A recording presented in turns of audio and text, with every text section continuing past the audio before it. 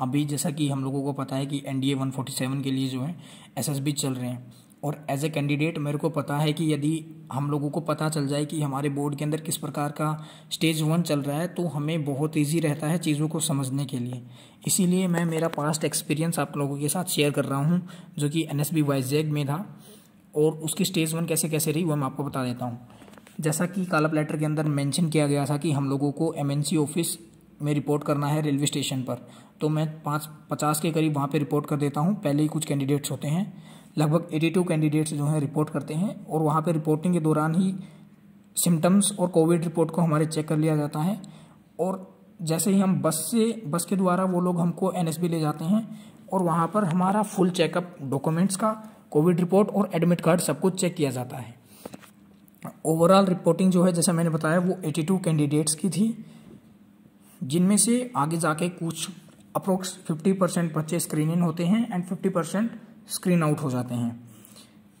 लगभग 6:30 बजे के बाद बस से वहाँ पर पहुँचने के बाद लगभग 7 बजे हम लोगों को ब्रेकफास्ट दिया जाता है, और जो बच्चे अपना हैंड ग्लव्स, वाटर बोतल और फेस शील्ड आदि इन चीज़ों को ले जाना वहाँ पे भूल जाते हैं, उन बच्चों को, उन कैंडिडेट्स को वो लोग जो हैं वहाँ पे ये चीज़ें अवेलेबल करा देते हैं।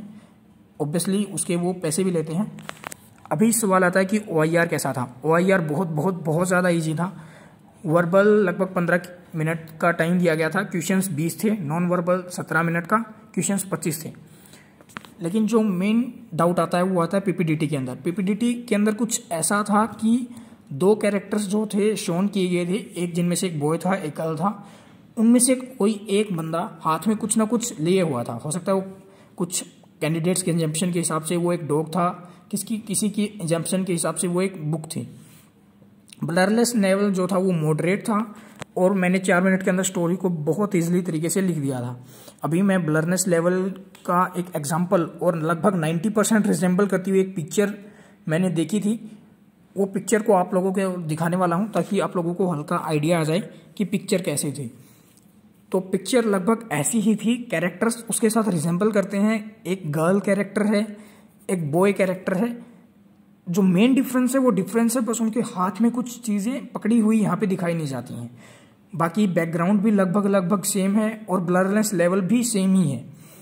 तो ऐसा ही बिल्कुल ब्लरनेस लेवल था, ऐसे ही 2 कैरेक्टर्स थे, और ऐसे ही उनके हाथ में कुछ ना कुछ चीज़ें जो थी, कुछ ना कुछ किसी के एग्जाम्पशन के हिसाब से डॉग या बुक या फिर जो भी चीज़ थी वो कुछ चीज़ शो की गई थी।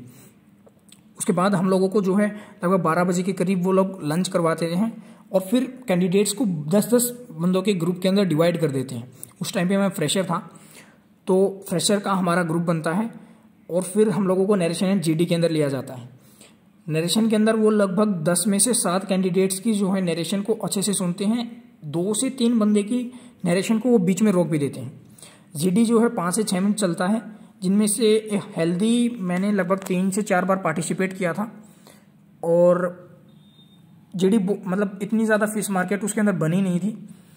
उसके बाद वो लगभग 2 बजे के करीब रिजल्ट अनाउंस कर देते हैं, जिसमें 42 बच्चों को स्क्रीन इन कर लिया जाता है, और बाकी को स्क्रीन आउट करके घर भेज दिया जाता है वापस रेलवे स्टेशन पर। और अगर कुछ बच्चे इंटरेस्टेड हों कि हमारे ग्रुप की स्टोरी क्या बनी थी कॉमन उस पिक्चर के ऊपर, और मैंने खुद ने इंडिविजुअली क्या स्टोरी लिखी थी, तो आप लोग बता सकते हैं, मैं आपको बता